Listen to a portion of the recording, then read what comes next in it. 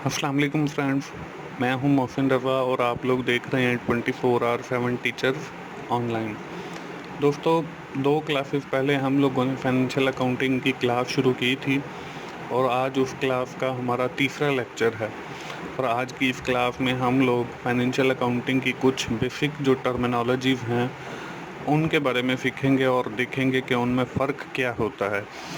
हमारी आज की क्लास 3 शुरू करने से पहले दोस्तों हम लोग समराइज़ कर लेते हैं कि हमने पिछली क्लास के अंदर क्या कवर अप किया था।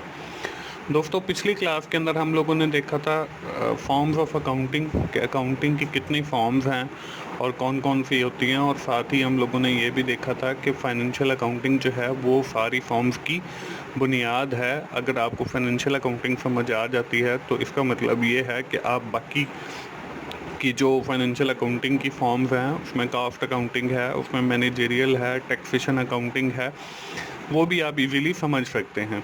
उसके बाद हमने कुछ बेसिक कॉन्सेप्ट्स थे जिनका समझना शुरू के अंदर फाइनेंशियल अकाउंटिंग में बहुत ज़रूरी था। उसमें हमने देखा था कि सरमाया क्या होता है, उसमें हमने देखा था कि हमारा सेल या रेवेन्यू क्या होता है, उसके बाद हमने देखा था कि हमारी अखराजात क्या होते हैं, और लास्ट में हमने देखा था कि हम लोग प्रॉफिट कैसे कैलकुलेट करते हैं और प्रॉफिट होता क्या है।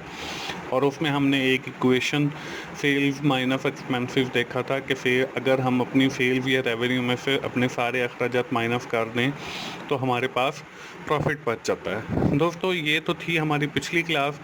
आज की क्लास में हम देखते हैं कि आज की क्लास में हम क्या कवर अप करेंगे। उसमें हम देखेंगे कैश अकाउंटिंग सिस्टम क्या है और अक्रूवल अकाउंटिंग सिस्टम क्या है, और उसके साथ ही हम लोग देखेंगे कि कैपिटल एक्सपेंसिव या कैपिटल एक्सपेंडिचर और रेवेन्यू एक्सपेंसिव या रेवेन्यू एक्सपेंडिचर क्या होते हैं, और साथ ही एंड पे हम लोग देखेंगे कि कैश इन हैंड क्या होता है और प्रॉफिट क्या होता है और इन दोनों में फ़र्क क्या होता है। ये है दोस्तों आज की हमारी इस क्लास का टॉपिक। तो चलिए हम लोग अपनी क्लास का बाकायदा आगाज़ करते हैं और देखते हैं कि कैश अकाउंटिंग और अक्रूवल अकाउंटिंग क्या है और इन दोनों में फ़र्क क्या है। सबसे पहले हम लोग देख लेते हैं जी कैश अकाउंटिंग। कैश अकाउंटिंग है, it is an accounting system in which event are recorded when actual cash cheque is received और पेड। कैश अकाउंटिंग से मुराद एक ऐसा सिस्टम है जिसके अंदर हम एक्चुअल मतलब या तो चेक दे दें या कैश दे दें, वो हमारा कैश अकाउंटिंग सिस्टम है। हम उसकी एक एग्जांपल देख लेते हैं जी। A company is receive electricity bill for the month of January on 15 February and paid on 15 February. Company जो है जनवरी का बिल रिसीव करती है 15 फरवरी को, और उस बिल की जो अदायगी है वो भी कर देती है 15 फरवरी को। The company is recorded in this month of February. Company जो है वो उसको रिकॉर्ड करती है फरवरी के अंदर, because the actual payment is made on that month, क्योंकि एक्चुअल जो पेमेंट है कैश की वो फरवरी के अंदर हुई है। So that we have recorded this bill in the month of February. This is called cash accounting system. ये हमारा कैश अकाउंटिंग सिस्टम है कि जब हमने कैश की अदायगी की उस वक्त हमने रिकॉर्ड किया। On the other hand if we talk about the accrual accounting system, accrual accounting system mean in which event are recorded as they when they occur। जब वो अकर हों, मतलब उनकी अदायगी की बात नहीं की जा रही बल्कि जब वो अकर हों उस वक़्त मतलब हम उनको रिकॉर्ड कर लें, तो this is known as accrual accounting system. ये हमारा अक्रूवल अकाउंटिंग सिस्टम होगा।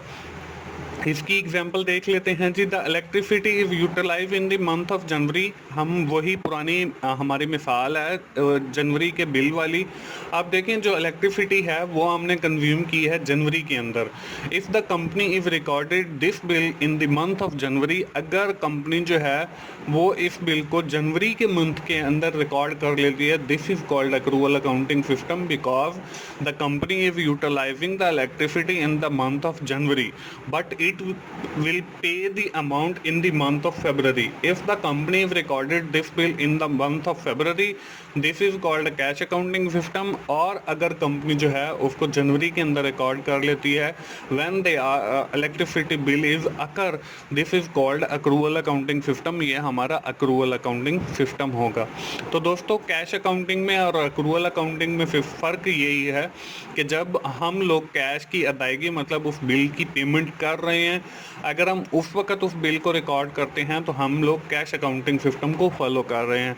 और अगर हम जब वो बिल आया है, ठीक है जी, जनवरी का, तो हम अगर उसको जनवरी के अंदर रिकॉर्ड करते हैं तो क्योंकि हमने जो है बिजली वो जनवरी के अंदर कंज्यूम किया है, तो हम लोग अक्रूवल अकाउंटिंग सिस्टम को फॉलो कर रहे हैं। तो ये दो सिस्टम हैं, एक कैश अकाउंटिंग सिस्टम है और एक अक्रूवल अकाउंटिंग सिस्टम है। चलिए हम फर्दर देखते हैं कि आज की हमारी इस क्लास में फर्दर क्या है। आज की इस क्लास में हम लोगों ने बात करनी है कैपिटल एक्सपेंसिव और रेवेन्यू एक्सपेंसिव के ऊपर।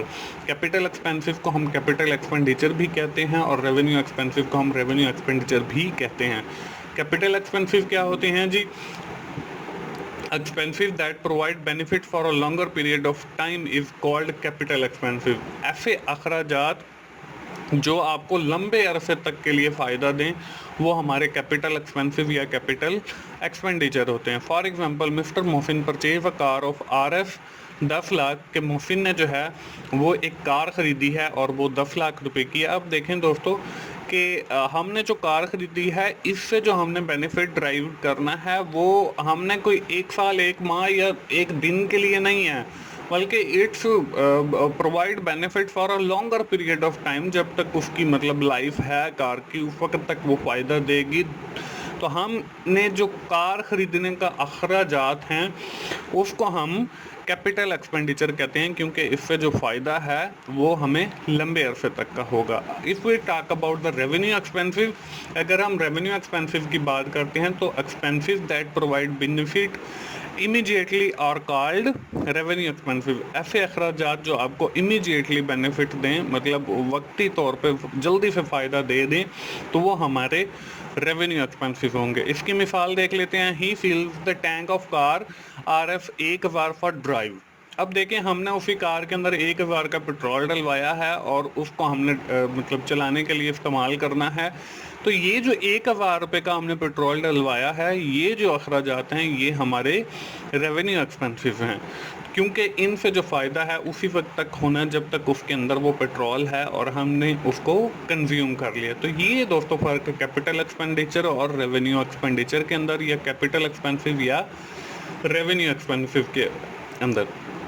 तो चलिए आज की इस क्लास का हम फर्दर देख लेते हैं। क्या हमने ये देखना था कि कैश क्या होता है और कैश इन हैंड क्या है, और कैश इन हैंड और प्रॉफिट में फ़र्क क्या है। दोस्तों इसको समझने के लिए जो है हम लोग एक एग्जांपल देख लेते हैं ताकि वो आपको क्लियर समझ आ जाए। For example, a trader purchase some goods of supplier RF 1500 and promise to pay into 2 weeks time.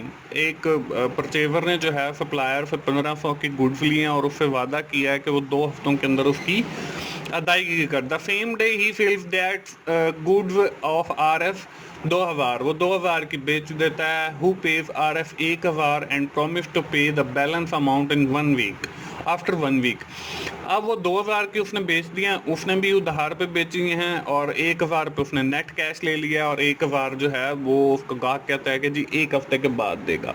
Now at the end of the day the trader have 1000 in his hand, के उस दिन के इख्तिताम पे जो है वो उसने 1000 पे उसके पास कैश इन हैंड है। अब क्वेश्चन क्या अराइज होता है? क्वेश्चन ये अराइज होता है कि व्हाट इज़ प्रॉफिट, कि इसमें प्रॉफिट क्या है, और is cash in hand that the purchaser receive on that day that is the profit. जो उसने 1000 रुपये रिसीव किया वो उसका प्रॉफिट है? तो नो, इसका जवाब हमें नो आएगा, क्योंकि वो उसका प्रॉफिट नहीं है। उसकी वजह ये है कि उसने 1500 की वो जो कॉस्ट पे करनी है वो भी अभी पे करनी है।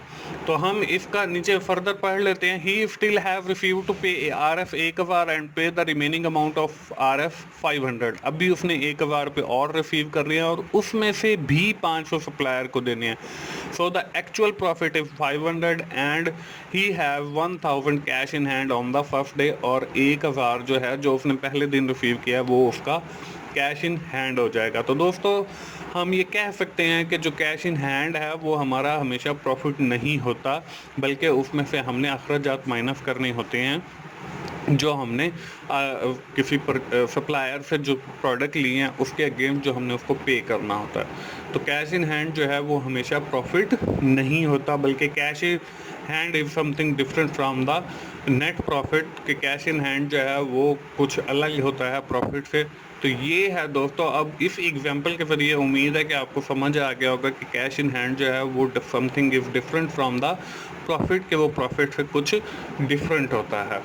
तो दोस्तों ये थी हमारी आज की क्लास। हम जल्दी से इसको समराइज़ कर लेते हैं कि आज की क्लास के अंदर हमने क्या सीखा है।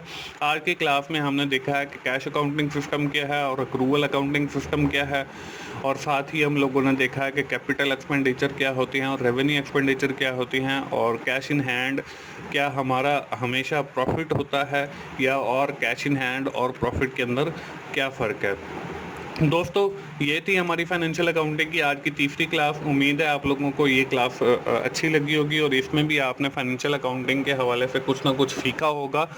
दोस्तों अगर आप लोगों को मेरी वीडियोस पसंद आ रही हैं तो आप लोग इन वीडियोस को अपने दोस्तों से शेयर कीजिए, इन्हें लाइक कीजिए और कमेंट्स की सूरत में अपना फीडबैक दीजिए, और मेरा चैनल ज़रूर सब्सक्राइब कीजिए ताकि मेरी हर आने वाली वीडियो आप लोगों तक पहुंच सके। और दोस्तों मुझे अगली क्लास तक के लिए इजाज़त दीजिए। थैंक यू वेरी मच दोस्तों। अल्लाह हाफिज़।